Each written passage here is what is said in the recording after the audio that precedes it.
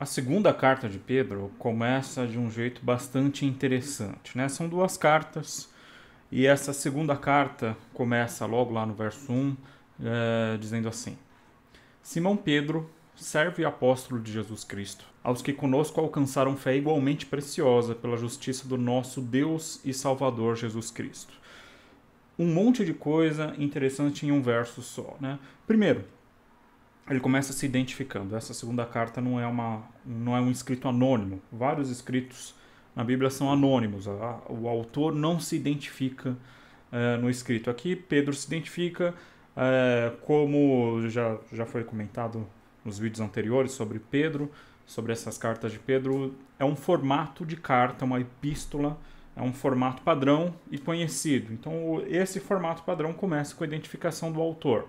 Até porque você não tem um envelopinho onde está escrito o nome do remetente e o endereço assim por diante. Então, isso fica no corpo do texto. Simão Pedro, servo e apóstolo de Jesus Cristo. Uma coisa interessante aqui é que essa expressão Simão Pedro aparece aqui.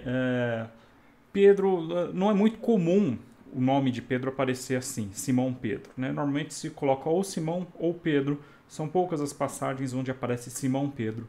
E o que é interessante é que o nome Simão aqui, ele aparece não Simão, mas Simeon, que é uma transliteração grega de um nome hebraico. E esse Simeon vem de Simeão, uma das 12 tribos de Israel, o nome de um dos filhos de Jacó. Então, Pedro aqui se identifica pelo seu nome hebraico, que é interessante, né?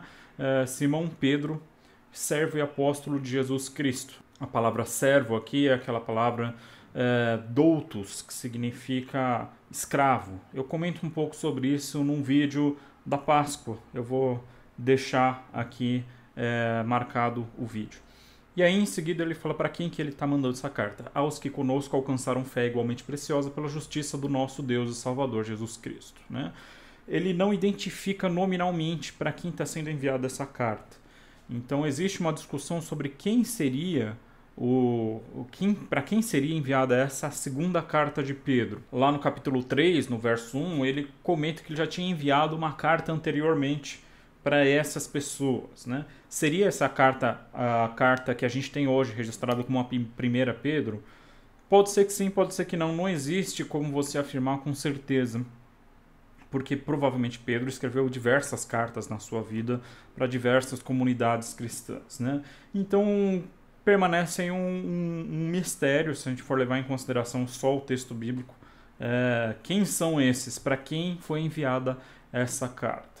E ele identifica essas pessoas como aqueles que alcançaram fé igualmente preciosa pela justiça do nosso Deus e Salvador Jesus Cristo. Essa fé, a palavra fé aí, ela pode ser compreendida de duas maneiras. Primeira, a palavra fé pode significar o conjunto de doutrinas, né? Eu estou mandando essa carta para aqueles que alcançaram essa fé preciosa, né? Que tem essa mesma crença que nós temos, acredita nessas mesmas coisas, essas mesmas doutrinas que nós acreditamos. Ou a palavra fé pode querer dizer fé mesmo, confiança em Deus, né? Aqueles que alcançaram essa fé, esse status de fé preciosa pela justiça. E aí ele vai usar um título também muito interessante do nosso Deus e Salvador Jesus Cristo. A gramática do grego utilizado nessa carta leva a entender aqui que ele está se referindo a Jesus Cristo com dois substantivos, Salvador e Deus. Ele está dizendo que Jesus Cristo é Deus e Salvador. Isso é importante porque algumas pessoas dizem que a doutrina da divindade de Cristo não foi desenvolvida senão muito mais tardiamente no cristianismo. E a gente tem aqui uma carta de 2 Pedro já se referindo a Jesus Cristo como o próprio Deus, né? Aqui é interessante que ele usa essa expressão nosso Deus e Salvador Jesus Cristo com uma conotação de que ele não está se referindo a Deus e a Jesus como entidades separadas. E aí ele usa lá no verso 2, graça e paz vos sejam multiplicadas pelo conhecimento de Deus e de Jesus nosso Senhor. Agora sim, Deus e Jesus mencionados separadamente. Esse verso 2 é praticamente igual o verso 2 do primeiro capítulo da primeira carta de Pedro também, né? Graça e paz, um cumprimento comum nas epístolas, tanto de Paulo quanto de Pedro, mas a forma como é colocada, graça e paz vos sejam multiplicadas e tal, nosso Senhor Jesus, etc. e tal. O que acontece que tem de diferente aqui é essa parte pelo conhecimento de Deus e de Jesus, nosso Senhor. A palavra conhecimento vai ser uma palavra-chave nessa segunda carta de Pedro. Ela vai aparecer várias vezes.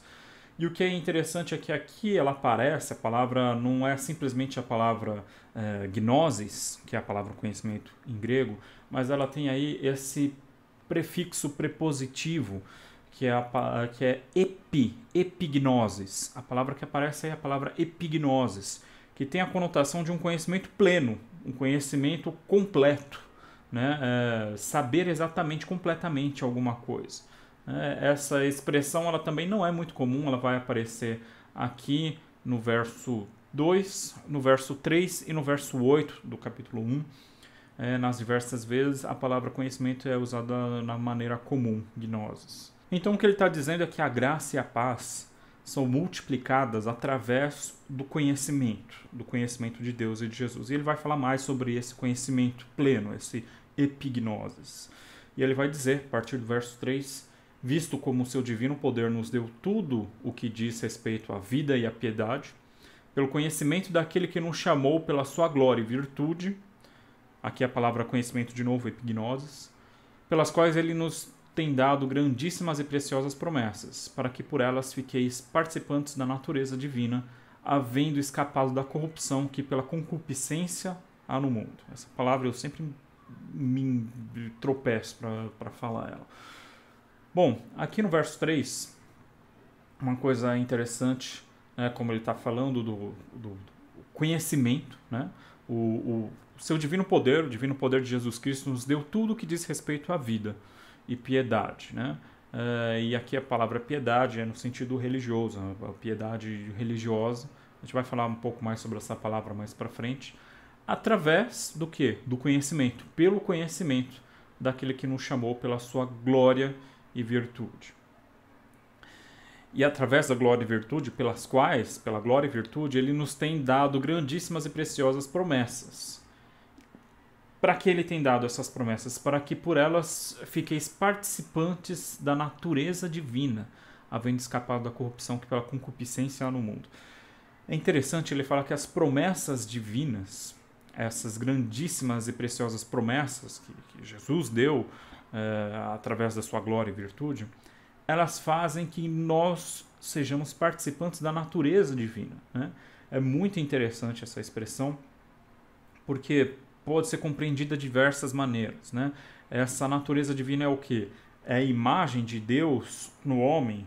O homem foi criado à imagem de Deus. É a restauração dessa imagem de Deus no homem? Ou seria que nós participamos da natureza divina tendo um caráter renovado, agindo como Deus agiria, agindo como Jesus, né? São várias leituras possíveis, todas elas podem ser extremamente profundas. E aqui no verso 5 até o verso 7 ele vai dar uma série de virtudes, né, que podem estar relacionadas tanto com esse compartilhamento da natureza divina, quanto o que é esse conhecimento de Deus, né? Ele vai deixar isso claro lá no verso 8, essas virtudes estão ligadas à ideia do conhecimento de Deus. Então, através do conhecimento de Deus, você tem essas virtudes e você participa da natureza de Deus também, né? E as virtudes aparecem do verso 5 até o verso 7. Vós também, pondo nisto toda a diligência, acrescentai à vossa fé a virtude, e a virtude ciência, e a ciência a temperança, e a temperança a paciência, e a paciência a piedade, e a piedade o amor fraternal, e ao amor fraternal a caridade. Então, elas estão em cadeia, essas virtudes. Uma leva a outra. Ela é um pacote fechado. Lembra o fruto do Espírito que Paulo comenta? E esse único fruto do Espírito é uma série de virtudes. É a mesma coisa que essas virtudes elas estão relacionadas, elas estão fechadas dentro de uma cadeia. E quando a gente vê a sequência delas, elas começam todas pela fé, né? Acrescentai a vossa fé, a virtude, ciência, etc. e tal, terminando, e ao amor fraternal, a caridade, ou ao amor, né? Ela começa na fé e termina no amor. Então, para ir da fé até o amor, você passa por todas essas virtudes, né? Todas elas passam nesse caminho entre a fé e o amor. Então ele começa falando da fé, pistin, no grego. Depois ele vai usar a palavra arete, que é a palavra bondade. É a mesma palavra que aparece lá no verso 3, né? Fala a bondade como sendo uma coisa que vem de Deus, essa virtude, né? Algumas traduções dizem a virtude, é a bondade. Depois ele vai para o conhecimento, né, que aqui também é usado como ciência, na tradução que eu estou lendo. A palavra gnosis é a forma, digamos, mais simples daquela outra palavra que aparece antes, epignosis. Então aqui é a palavra conhecimento num sentido geral e genérico. Depois a minha tradução diz temperança, essa palavra temperança, a palavra egkrateia, significa autocontrole, né? Egkrateia vem de dois termos gregos, ego, que significa eu, né? Se refere à pessoa, e krateia, relacionada com kratos, que significa poder, dominância, né? Igual democracia, né? Cracia vem de kratos, é o poder do povo, né? Ou teocracia, o poder de Deus. Deus é que comanda, né, a sociedade. Então, egkrateia significa você comandar a si mesmo, você dominar a si mesmo, né? Autocontrole, autodominância, ou temperança. Essa egkrateia também aparece lá em Gálatas 5, no verso 23, é a mesma ideia, a temperança e o autocontrole. Logo em seguida ele fala da perseverança, ou da paciência, dependendo da versão que você está lendo. Hipomone, a ideia de que você insistir nessa fé, vendo o tempo da perspectiva de Deus. Você não querer as coisas só imediatamente. Você insistir nas coisas que você sabe que a recompensa vem em longo tempo, em longo prazo. Vai ver as coisas da perspectiva do futuro. Em seguida ele fala da piedade, né? A piedade não é piedade no sentido de ser piedoso, misericordioso, mas é piedade religiosa, né? A palavra eusebeia. A ideia é você estar consciente da existência de Deus, da presença de Deus. É isso que significa essa piedade. Uma pessoa ser religiosa de verdade, ela considerar a Deus em todas as situações, né? Considerar que existe Deus e Ele está presente e Ele tá ali, né? Essa piedade leva ao amor fraternal, na minha tradução, né? Ou a fraternidade, que é a Filadélfia, que significa exatamente o amor entre irmãos, entre pessoas com o mesmo sangue, irmãos, pessoas da mesma família.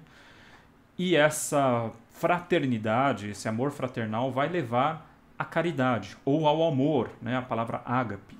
Ágape é a palavra que é usada na Bíblia para se referir ao amor pleno, né? Lá em 1 João 4,8, que fala que aquele que não ama não conhece a Deus, porque Deus é amor. Deus é ágape. É essa palavra, o amor pleno, né? Então você vai passando por todas essas virtudes, partindo da fé e chegando até ágape, até o amor pleno, o amor que é manifesto no próprio Deus. Verso 8: porque se em vós abundarem essas coisas, não vos deixarão ociosos nem estéreis no conhecimento de nosso Senhor Jesus Cristo. Aqui a palavra conhecimento de novo, é aquela palavra epignosis, é o conhecimento pleno. O conhecimento pleno de Deus vem através dessas coisas. Ele não é um conhecimento teórico de Deus. É um conhecimento que se manifesta em virtudes práticas na vida da pessoa, né? E ali no verso 9 ele diz: pois aquele em quem não há essas coisas é cego, nada vendo ao longe, havendo se esquecido da purificação dos seus antigos pecados. Você se esquece da sua própria condição, você se esquece da sua própria história. Todas essas coisas levam a uma jornada de autoconhecimento. Toda a religiosidade bíblica, ela não fala simplesmente do conhecimento de Deus, mas do conhecimento de si mesmo. Você passa a se conhecer quando você conhece melhor a Deus, né? E ele vai continuar lá no verso 10: portanto, irmãos, procurai fazer cada vez mais firme a vossa vocação e eleição, porque fazendo isso, nunca jamais tropeçareis, porque assim vos será amplamente concedida a entrada no reino eterno de nosso Senhor e Salvador Jesus Cristo. No verso 12, por isso não deixarei de exortar-vos sempre acerca dessas coisas, ainda que bem as saibais, e estejais confirmados na presente verdade. Então, ele está falando que essas coisas, você tem que insistir nelas, né? Você tem que estar se lembrando delas o tempo todo, né? Não são coisas que você aprende uma vez e depois você não precisa mais passar por elas. Esse aprendizado de todas essas virtudes é um aprendizado diário. Você está constantemente pensando, você está constantemente crescendo e aprendendo nesse caminho. É um caminho que é tomado constantemente. O curioso é que essas coisas são fundamentais, são os princípios básicos. E ele fala que esses princípios básicos eles têm que ser relembrados constantemente. Você não pode pegar aquilo que é tão básico. Já ouviu falar de uma coisa que é tão básica que as pessoas nem falam? Pedro não usa essa ideia. Aquilo que é básico, que é fundamental, tem que ser relembrado o tempo todo. E nos versos 13 a 15 ele diz: E tendo por justo, enquanto estiver nesse tabernáculo, despertar-vos com admoestações, sabendo que brevemente hei de deixar este meu tabernáculo, como também nosso Senhor Jesus Cristo já me tem revelado. Mas também eu procurei, em toda ocasião, que depois da minha morte tenhais lembrança dessas coisas. Quando Pedro fala de deixar este tabernáculo, deixar o meu tabernáculo, ele está falando da morte dele, né? E é curioso que ele fala que Jesus Cristo tem revelado a ele que é breve, vai ser breve esse momento em que ele vai deixar o tabernáculo, em que ele vai morrer, né? Ele fala claramente da morte dele ali no verso 15, né? Ele não quer que a morte dele o impeça de continuar fazendo com que as pessoas lembrem dessas coisas. Ele quer que mesmo depois da morte dele, ele continue lembrando as pessoas dessas coisas, né, através do exemplo que ele deixou, né? Essa primeira parte da carta de Pedro fala desse caminho, dessas virtudes, que é interessante, né? A fé não é o final do caminho. A fé é o começo do caminho. O final do caminho é o amor. A fé tem que levar ao amor, passando por todas essas virtudes. A fé que não leva a esse amor, o amor que é manifesto no próprio Deus, ela não é uma fé real. Ela está sendo infrutífera, ela está sendo inútil. Assim como Cristo fala diversas vezes sobre a fé produzir frutos, né? Pedro usa essa mesma ideia e explica ela de forma diferente. Ela tem que produzir essas virtudes. A fé tem que passar pelo caminho das virtudes e chegar necessariamente ao amor.